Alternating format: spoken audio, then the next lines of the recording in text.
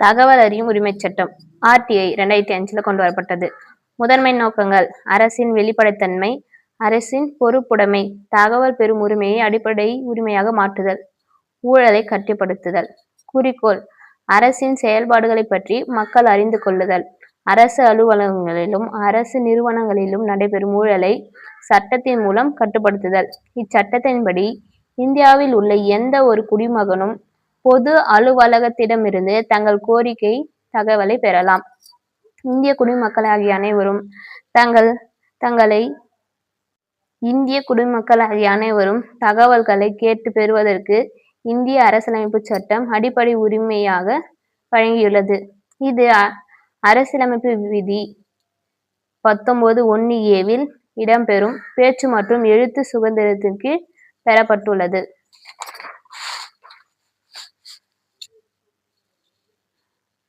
தகவல் சுதந்திர சட்டம் 2002க்கு மாறாக கொண்டு வந்த சட்டம் தகவல் அறியும் உரிமை சட்டம் 2005. சட்டமியற்றுதல் வரலாறு: மக்களவை ஒப்புதல் மே 11, 2005. மாநிலங்களவை ஒப்புதல் மே 12, 2005. குடியரசுத் தலைவர் ஒப்புதல் ஜூன் 15, 2005. அரசிதழில் வெளியிடல் ஜூன் 21, 2005. நடைமுறைக்கு வந்த நாள் அக்டோபர் 12, 2005. இச்சட்டம் கொண்டு வரும் 55வது நாடு இந்தியாவாகும். ஜம்மு காஷ்மீர் மாநிலத்தை தவிர மற்ற மாநிலங்களில் 2005 இச்சட்டம் நடைமுறைப்படுத்தப்பட்டுள்ளது. பின்னர் 2009 ஜம்மு காஷ்மீர் மாநிலத்தில் மட்டும் பிரத்யேகமாக இச்சட்டம் கொண்டு வரப்பட்டது.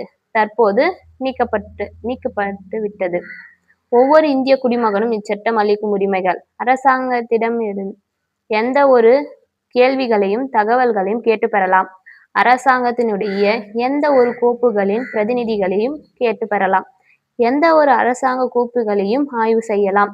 எந்த ஒரு அரசாங்க பணி தொடர்பான பொருட்களின் மாதிரியும் கேட்டு பெற அதிகாரம் அளிக்கிறது. தகவல் பெறும் வழிமுறைகள்: விண்ணப்பத்தின் மூலமாக தகவல்களை சம்பந்தப்பட்ட துறை அலுவலகத்தில் நியமிக்கப்பட்டுள்ள பொது தகவல்கள் அலுவலரை நேரடியாகவோ அல்லது தபால் மூலமாக தகவல்களை கேட்டு பெறலாம். தகவல் பெற காரணம் ஏதும் தேவையில்லை. ஒரே விண்ணப்பத்தில் எத்தனை தகவல்களை வேண்டுமானாலும் கேட்டு பெறலாம்.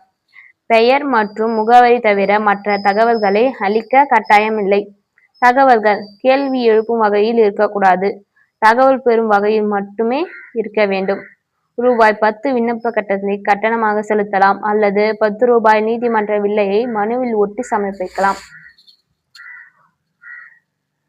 வறுமை கோட்டிற்கு கீழ் உள்ளவர்கள் விண்ணப்ப கட்டணம் செலுத்த வேண்டியதில்லை. ஆனால் அதற்கான ஆவணங்கள் உடன் சமர்ப்பிக்க வேண்டும். மனுதாரர் கோரிய தகவல் மீது 30 நாட்களுக்குள் சம்பந்தப்பட்ட பொது தகவல் அலுவலர் பதிலளிக்க வேண்டும். மனித உயிர் அல்லது மனித சுதந்திரம் தொடர்பான தகவல்களை 48 மணி நேரத்தில் அளிக்க வேண்டும். பொது தகவல் அலுவலர் அளித்த தகவல் தவறாக இருந்தாலோ திருப்திகரமாக இல்லாமல் இருந்தாலோ தகவல் பெற்ற 30 நாட்களுக்குள் மனுதாரர் மேல்முறையீடு செய்யலாம். இரண்டாவது மேல்முறையீடு செய்ய நினைத்தால் முதல் மேல்முறையீட்டின் பதில் கிடைத்த 90 நாட்களுக்குள் செய்ய வேண்டும். தகவல் அறியும் உரிமை சட்டம் இந்தியாவில் கொண்டு வர முனைப்புடன் செயல்பட்ட திரு. அரவிந்த் கெஜ்ரிவால். தகவல் அறியும் உரிமை சட்டம் கொண்டு வந்த அமைப்பு மஸ்தூர் கிசான் சக்தி சங்கதன். முதல் தகவல் பெறும் விண்ணப்பித்தவர் ஷஹித் ராசா புருனே. இவர் பூனே காவல் நிலையத்துல ஃபர்ஸ்ட் விண்ணப்பம் கேட்கிறார். டெல்லியில் முதல் தகவல் பெறும் விண்ணப்பம் குடியரசுத் தலைவர் அலுவலகத்திற்கு வந்தது. அபராதம்: பொது தகவல் அலுவலர் தகவல் தர மறுத்தாலோ தவறான தகவல் அளித்தாலோ காலம் தாழ்த்தினாலோ நாள் ஒன்றுக்கு 250 முதல் 25,000 வரை அபராதம் விதிக்கப்படலாம்.